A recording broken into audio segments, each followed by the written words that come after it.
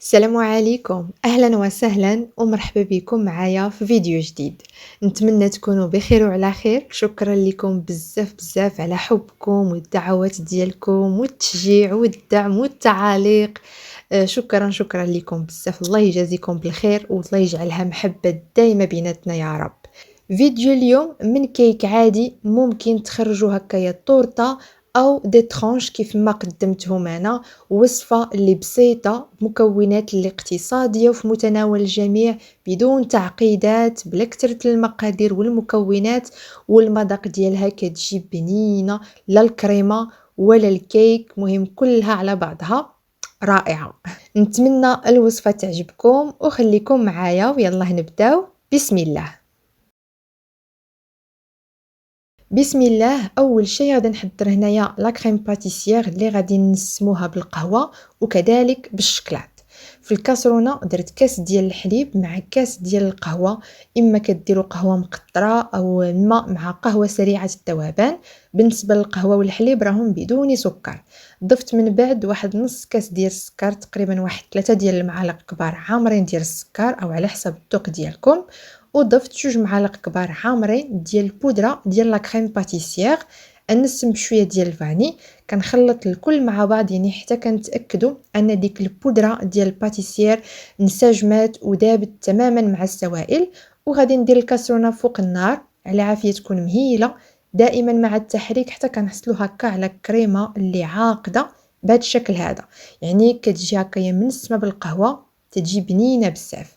بغيتو نتوما ديروها منسمه بالفاني يعني كديروا هي الحليب 2 كيسان د الحليب صافي. والكريمه مازال سخونه غادي نضيف لها 12 قطعه ديال الشكلاط، وهو اختياري ماشي ضروري.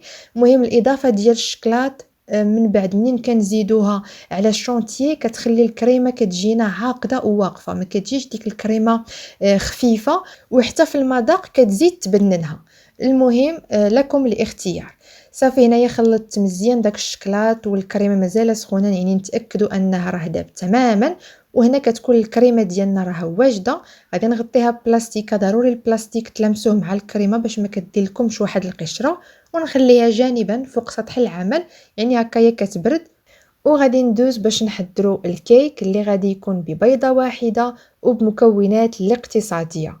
بسم الله. في الاناء درت بيضه اللي يكون الحجم ديالها كبير وتكون بحرة المطبخ. نضيف عليها نص كاس ديال السكر، قبيصه ديال الملحه، وغادي نسم بالفاني ونطرب مزيان هاد البيض مع السكر حتى كيبيض لينا الخليط وكيتضاعف الحجم ديالو. تنبقى هكا مستمره كنطرب حتى كنحصلوا على هاد القوام هذا. من بعد غادي نضيف واحد ثلث الكاس من الزيت، كنضيفوه تدريجيا وحنا كنطربوا. وضفت كذلك كاس ديال الخليط ديال الحليب والقهوه، تقدروا ديروا غير الحليب بوحدو او غير القهوه بوحدها. المهم انا هنايا خلطت بيناتهم بجوج باش ما تجيناش الكيك المذاق ديالو قاطع بزاف بالقهوه. صافي كنخلط المكونات كلها مع بعضياتها وغادي نبدا باضافه النواشف. ضفت هنا واحد الكيس ديال الكاكاو المر، يعني تقريبا واحد المعلقه كبيره. وغادي نبدا بالاضافه ديال الدقيق. مهم الخليط خصو يبقى لينا شويه خفيف، ما يكونش ثقيل بزاف باش الكيكه تجيكم خفيفه. يعني احنا ما عندناش الغرض انها تجي طالعه ولا منفوخه بزاف ولا هذا، حيت مازال غادي نديرو فوق منها طبقه ديال الكريمه. صافي تنبقى هكا مستمره كنضيف الدقيق. تقريبا غادي نكون درت واحد 7 ديال المعالق كبار. وفي الاخير غادي نضيف كيس ديال الخميره ديال الحلوى من وزن 8 غرام. تيكون هذا هو القوام ديال الخليط، يعني كيف كتشوفوا تيكون هكايا قوام ديالو شويه خفيف. مباشره غادي نصبوه في الصينيه ديال الفرن اللي دهنتها بالزبده ورشيت عليها الدقيق، او كتغلفوها بورق ديال الطبخ الا بغيتو. القطر ديال هاد الصينيه هذه هو 23 على 28 سنتيم. مباشره غادي ندخل الكيك ديالي الفران، يعني كنطيبوه عادي كيف ما كنطيبوا الكيك. شعلت عليها غير من التحت يعني حتى شفتها ان راها طابت من الداخل. عاد ديك الساعه كنشعل عليها من الفوق تقريبا، يعني بما ان السمك ديالها رقيق فما كتاخذش وقت بزاف في الطياب. تقريبا يعني واحد 25 دقيقه 20 دقيقه بحال هكا كتكون طيبه. وهنا بعد ما طاب لينا الكيك خليته غير واحد شويه كيبرد، وعاد ديك الساعه غادي نسقيه بخليط ديال الحليب والقهوه بدون سكر، او ممكن ديروا السكر الا بغيتو.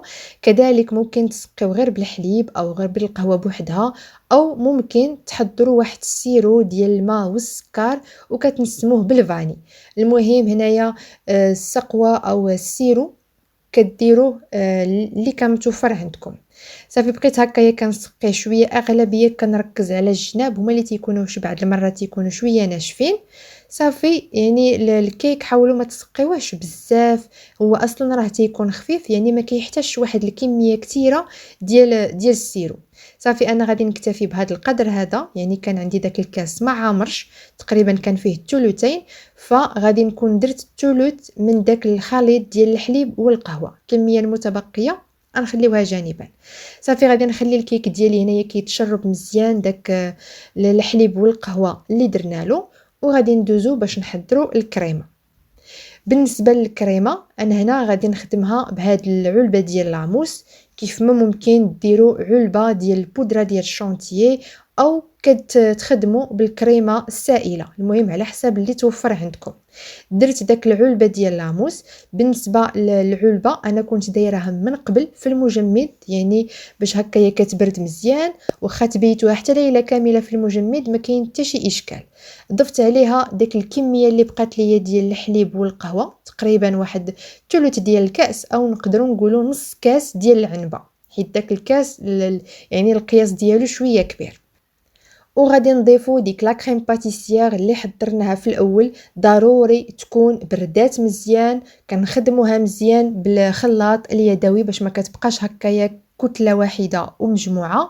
وعاد ديك الساعه كنضيفوها على ديك لاموس. صافي كنطرب الكل مع بعض، يعني تقريبا واحد الخمسة ستة ديال الدقائق. هو ضروري المكونات يكونوا باردين باش هكايا دغيا دغيا كتطلع معاكم الكريمه كيف ما كان النوع ديالها.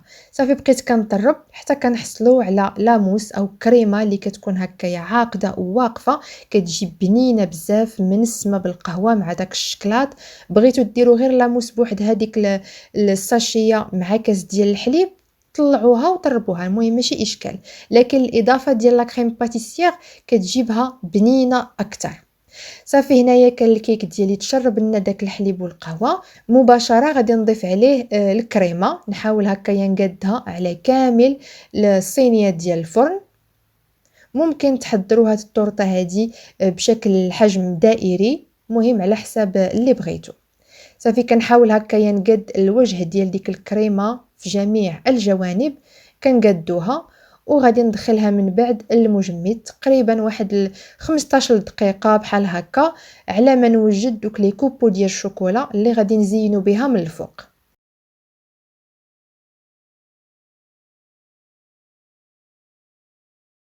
بالنسبه للتزيين ذوبت كميه ديال الشوكولاته السوداء في حمام مائي فوق سطح العمل، تنكب هكايا داك الشكلاط ونحاول نطلقوا واحد الطبقه اللي تكون رقيقه، خصوصا فاش تيكون الجو بارد فداك الشكلاط دغيا دغيا كيجمد. نحاولوا اننا نخدموا بسرعه. صافي كنطلق هكايا الشكلاط ديالي بواحد سباتول، ومباشره كنبدا كنخدم به، يعني تقريبا راه واحد دقيقه ما كاملاش تيكون جمد. انا مع كانت طفات ليا الرينغ لايت وبقيت هكايا ملهيه معاها باش يعني تشعل، وصدق جمد ليا اكثر من القياس. المهم ماشي اشكال، بقيت هكايا معاه شويه بشويه كنحك داك الشكلاط، يعني حتى كحصلت على يعني دي كوبو اللي يكونوا شويه دايرين، ما يكونش فيهم داك التفرتيت بزاف رقيق. خديت هكايا ديك القطاعه اللي تنقطعوا بها العجينه، وكنبدا تنضغط على الشكلاط باش كنحصلوا هكايا على دي كوبو اللي تيكونوا ملويين.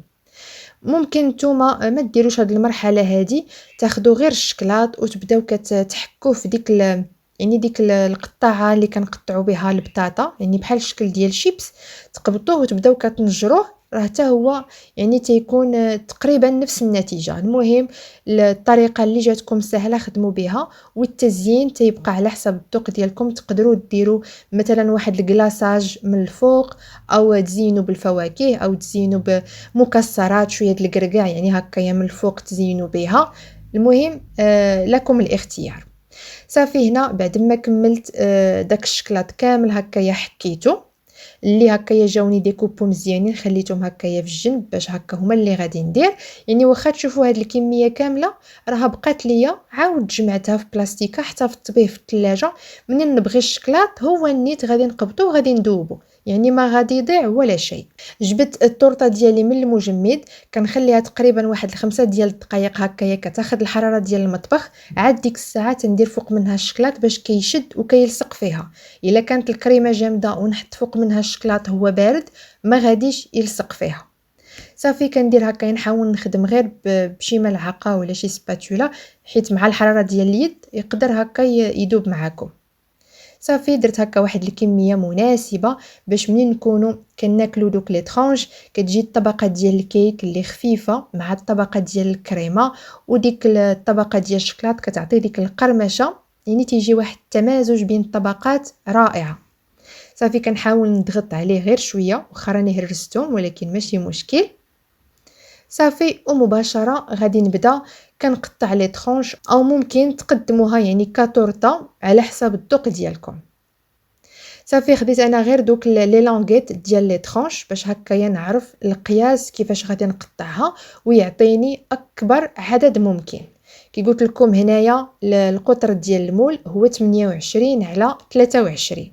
بالنسبه لهاد القطر هذا اعطاني 15 حبه ديال هاد لي طرونش، يعني كميه اللي مناسبه والخير والبركه بالنسبه للبيضه مع واحد العلبه ديال لاموس. راه تبارك الله ممكن يعني ديروها حتى كمشروع الا بغيتو تدفعوهم مثلا للملبانات او المقاهي، فراه غادي يخليو لكم واحد النسبه ديال الربح. وكندير هكايا القطع ديال لي طرونش في دوك لي لونغيت. كيف كتشوفوا الكريمه كتجي عاقده، طبقه ديال الكيك اللي ماشي غليظه بزاف وماشي رقيقه، يعني كل طبقه واخده حقها وجاو هما هادوك. صافي غادي نبقى مستمره بنفس الطريقه تنقطع يعني الكيك ديالي كامل.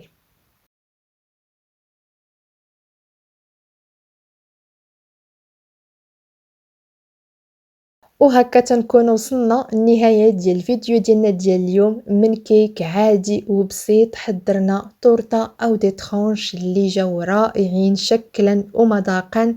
اي مبتدئة ممكن انها تحضرهم، وصفة اللي ناجحة مبسطة وسريعة في التحضير بلا تعقيدات. نتمنى ان شاء الله تجربوهم ويعجبوكم. يعني ماشي بالضروري هاد الوصفة على حساب رأس السنة ولا الميلاد، ممكن تفرحوا بها هكا عائلتكم الصغيرة، تقدموهم للضيوف، يعني شي حاجة بحال اللي راكم شريتوهم من الباتيسري. نتمنى ان هذا الفيديو يكون عجبكم وتجربوهم بالصحة والعافية. ما تنسونيش من الدعوات ديالكم، الدعم والتشجيع. بالصحة والراحة خليت لكم من هنا والراحة، والى الفيديو القادم ان شاء الله. السلام عليكم.